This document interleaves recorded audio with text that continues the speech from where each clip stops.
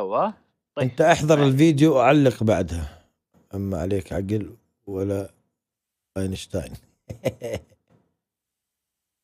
تعال والله خلنا نحضر شيطان الفيديو. ابو الخرا. خلنا نحضر الفيديو تبع سيف نشوف نعلق عليه. انسى انساني.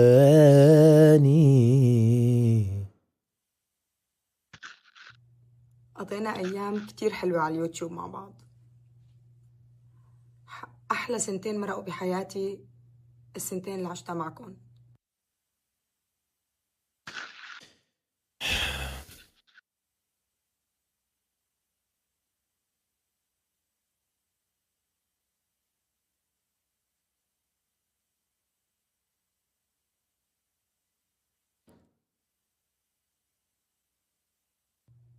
قضينا أيام كتير حلوة على اليوتيوب مع بعض. أحلى سنتين مرقوا بحياتي السنتين اللي عشتها معكم. وهلأ اجى الوقت اللي صار لازم فيه إني أترك اليوتيوب. أنا ما عاد أنزل أي فيديو على اليوتيوب، بس حابة إني لكم شغلة.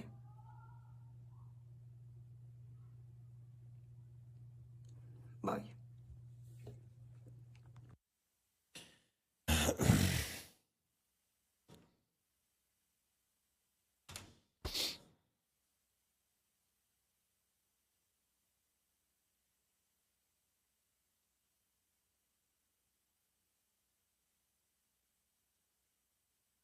سلام حبايبي، كيفكم؟ ان شاء الله تكونوا بخير. حبايبي قبل ساعتين تقريبا علي اكثر من مره، هلا ارد علي وقال لي مشغول ما بعرف شو صاير، وبعدين سكر الخط وما عاد جاوب. فرجعت دققت على الفيديو، حسيت مسيف انه مضغوطه من هذا الشيء، ما بعرف انه حسيت فكرت اول شيء مقلب او شيء، فقلت لو انه مقلب ما كانت يعني على القليله كانت فعلت ارباح للفيديو، كانت فعلت اعلانات. ونحن بنعرف انه كل واحد بينجر فيديو حتى لو كان مقلب بشغل اعلانات مشان يستفيد. فلاحظت كمان شغله ثانيه باخر الفيديو مثل ما كنتم شايفين، شوفوا نظراته نظراته وعملت حركه. هاي الحركه حابه اني لكم شغله اللي معي انا، هاي الحركه بعرفها انه بدي مساعده او انا بخطر او انا يعني مضغوطه من شيء ما بعرف شو هو، فبتمنى من اهلها من قرايبينا اللي بيغ... وين هاي الحركة؟ هاي الحركة وين معناها انه بخطر؟ يعني لو هاي الحركة معناها اشي، كان اللي مهددها ما خلاها ترفع الفيديو. يعني ما بعرف.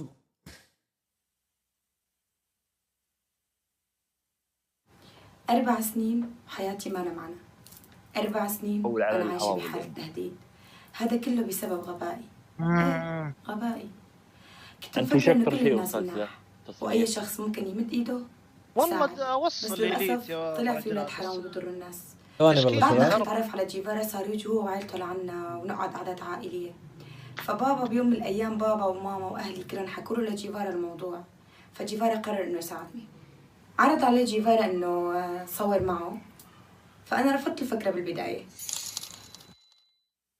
فينه يدخل على قناة جيفارا العلي ويشوف آخر فيديو منزله موجود القصة كاملة. 4 سنين وهن عم بيهددوني. أنس التوبة قاسم التوبة.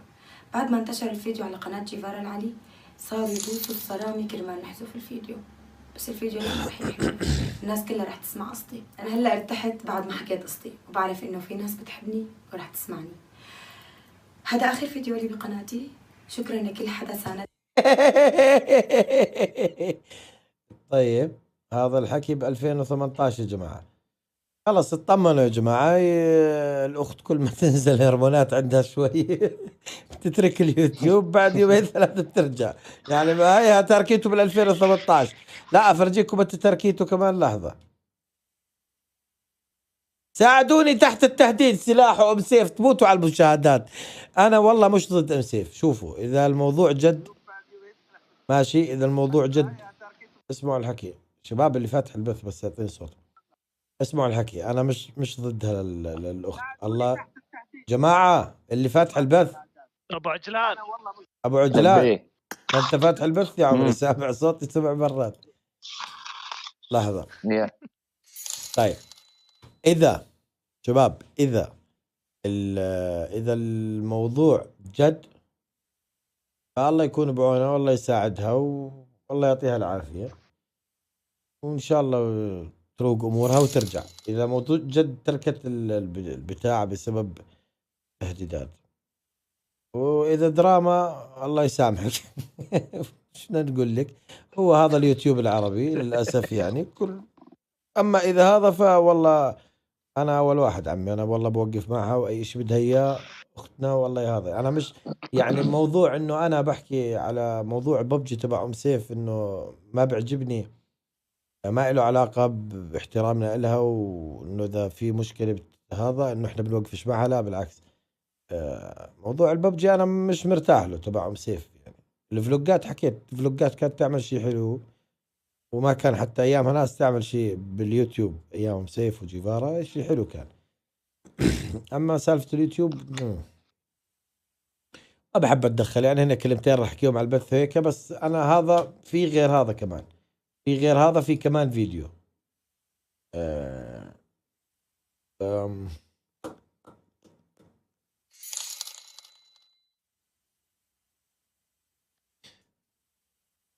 شيخ أشهل إيش القصة؟ والله نبشرك يا شيخ أشهل، للأسف خبر أحزن الملايين يا عمري. يعني أخت أم سيف تركت اليوتيوب تحت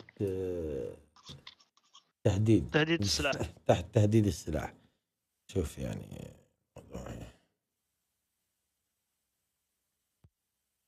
يا بالله خلينا نشوف. أرجو من جميع الأخوة والأخوات أن يفهموا أن هذا الفيديو هو إيش؟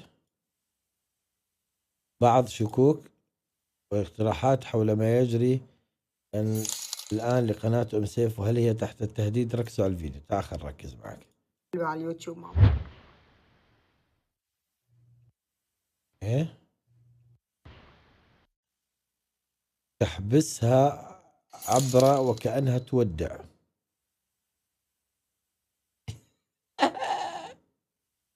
لا يا جماعة، المشكلة بيكبروا الموضوع حتى يجيبوا مشاهدات للأسف.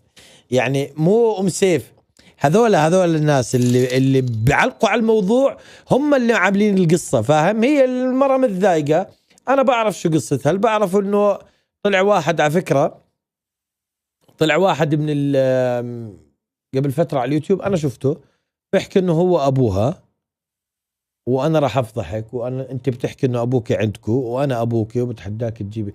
هذا شكلها صارت تعرض لمضايقات وتهديدات، وهذا يمكن هيك، وإنه بفضحك إذا بتنزلي كمان فيديو ميبي. بس أعتقد التهديد يعني تهديد ناس مثلا منظمة ولا شيء، نو واي would she do that يعني. أو بحياتي السنتين اللي عشتها معكم، وهلا اجى الوقت اللي نظراتها على الشخص اللي يقف بجانبها. يا سلام. بس حابة اني لكم تبلع ريقها وكأنها في حالة رعب. والله أشوف الفيديو مرة ثانية، خلني أحلل. والله بدي أحلل. قضينا أيام كتير حلوة على اليوتيوب مع بعض. أحلى سنتين مرقوا بحياتي السنتين اللي عشتها معكم. على فكرة ما عم تطلع على الجنب، قاعدة بتسولف. يعني أنا هسه أنا بشوف أغلبية الستوريات. مرحبا شباب، صراحة أنا كثير متضايق. عادي ما عم تطلع أحد يا جماعة مشان الله. وهلا اجى الوقت اللي هذا يجيب مشاهدات. هذا أنا بحكي عن اللي بعلق قاعد بيجيب مشاهدات. تبلع ريقها متضايقة. اللي بيعلق اللي بهذاك اللي حاط لك صورة سكينة وبطيخ مبسمر. المرة متضايقة مخنوقة، جاي عليها ضغوطات وبدها توقف يوتيوب فترة. أنا ما عاد أنزل أي فيديو على اليوتيوب، بس حابة إني لكم شغلة. يوتيوب بس حابة إني لكم شغلة. ليه؟ بيقولوا صرخة نانو. لحظة، بس حابة إني لكم شغلة.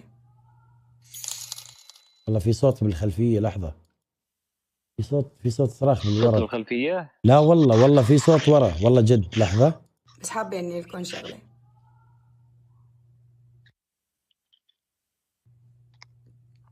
بس حابة إني لكم شغلة. صوته كأنه بتقول بس حابة إني أكون شغلة.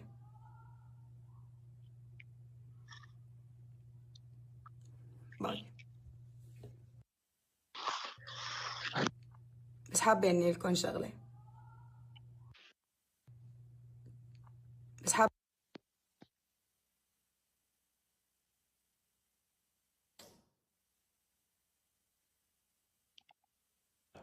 ماهر الفدرالي. إني أكون شغلة.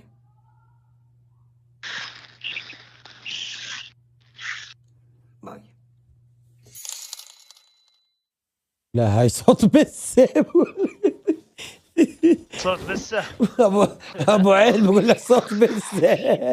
يعني ليس ابو عين. لا شباب خلينا نكون حميد الشاعريين. صوت البسس يا باشا، والله هو شهر شباط يا عمري. لا شباب هسه لا يقولوا ماهر يتهكم وماهر يتخوث، لا اسمعوا والله العظيم دشروا المزي على جنب. هسه طبعا راح ياخذوا اوسخ مقطع لي وينزلوه. انا الزلمه بعرفش الجد، والله بحب حياتي كلها تكون مضرتها. الله لا يحطنا محلها اللي هو يعني، ويكون بعونها والوضع اللي هي فيه. ابصر يعني ما بتعرف، بجوز مكتئبه، بجوز جاها تهديدات، لكن تهديد سلاح وتهديد ما بعرف شو ما بعتقد. ضغوطات بعتقد داخليه بفريقها بعائلتها هيك بعتقد. مو موضوع يعني من وجهة نظري والله اعلم، موضوع تهديد سلاح وتهديد لا، بس هي واصله حدها زي ما تعرف يعني. هي مصور الفيديو وهي انا هيك وجهة نظري والله اعلم. هاي خفايا بجوز نعرفها بجوز ما نعرفهاش. انا من رايي هي كان واصله حدها معها ونزلت الفيديو هذا وكابسه معها، وكانت تفكر انزله ما انزلوش انزله ما انزلوش، صورت الفيديو ونزلته وقالت يلا.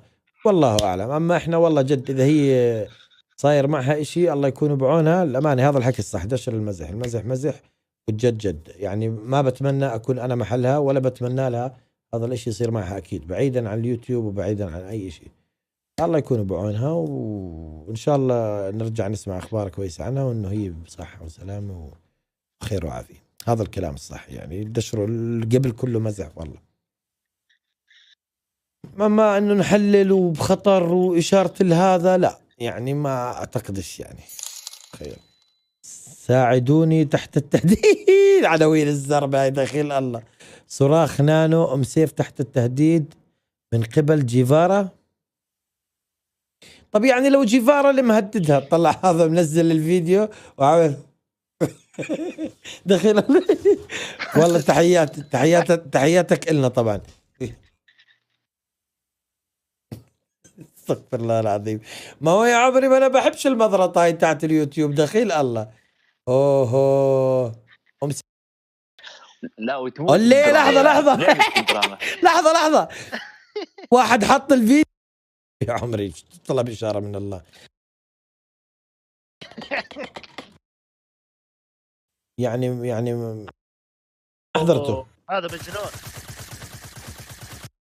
واعيين ومحترمين وكل شيء، بس كوكو كاكاكي. شو قصة سيف آخر فيديو نزلته؟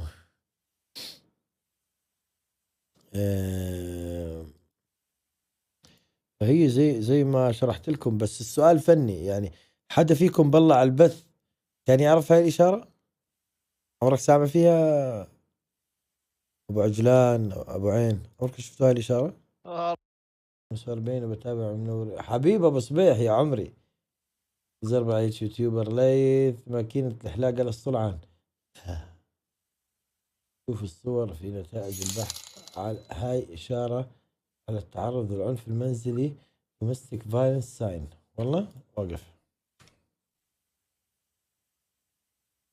بس ام سيف عرفتها.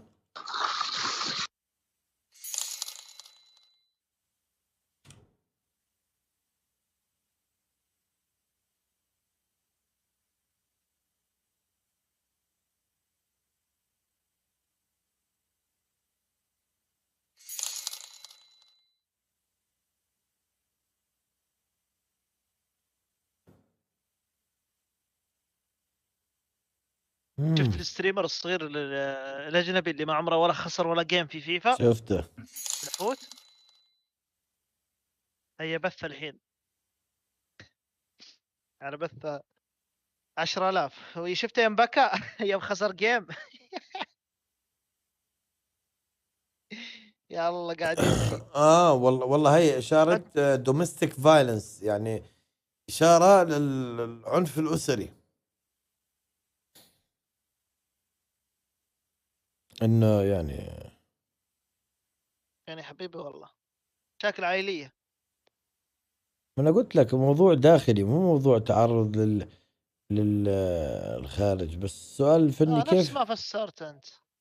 كيف هو، انا قلت لك هو قبل فترة طلع واحد قال انه هو ابوها وراح افضحك وما راح افضحك، ونزل فيديوهات وانت كذابة وما بعرف من الحكي هذا. حضرت فيديو، انا استغربت والله الصراحة. هاي رابع مرة بعت لك رأستراتي. كيف اول مرة؟ هاي استراتك ذهبية، ذهبية بتكون اول مرة. انا مرة بعت لك رأستراتي ما مبينة عندي. جاجا كاكا كوكو كوكا كاكي. شو قصة سيف آخر فيديو نزلته؟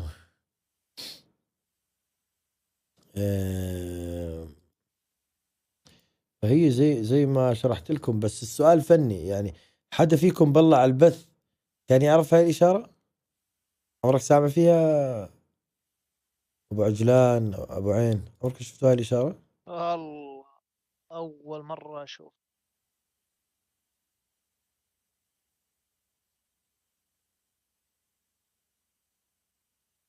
ما لنا في الامور دي. يعني احنا، يعني هي أعتقد البنات المفروض يعرفوها أكثر. والله أنا بقول قديش الساعة 3، بقول كافي. في حرقة على إيديها برضو. الله أعلم يعني. هي زي ما قلت لكم، بس موضوع عائلي يعني، مو موضوع خارجي. لو موضوع مو يعني، لو موضوع عائلي كيف سمح لها تنزل فيديو؟ موضوع غريب شوية يعني. الله أعلم. الله يعني يفك أسرها، ولا مش عارف شو نحكي بهيك حالة. إن شاء الله ترجع أمورها تمام، يعني إن شاء الله ما يكون فيها شيء يعني. نتمنى لها كل خير. أنا بقول ننهي البث يا جماعة الخير، كافي. حبايب قلبي نحبكم جدا.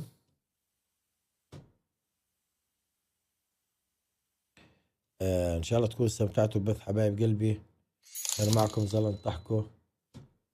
طب لنفترض إنها ما عملت إشارة، لنفترض إنها طلعت وحكت إنها ما بتتعرض للعنف الأسري، شو كنتوا راح تعملوا مثلا؟ بطلوا تحريات، وإذا بيدكم تساعدوها ساعدوها وشكرا. صح صح عبد العزيز، كلام برضو كلام لطيف. نكمل؟ لا تعبت شباب والله.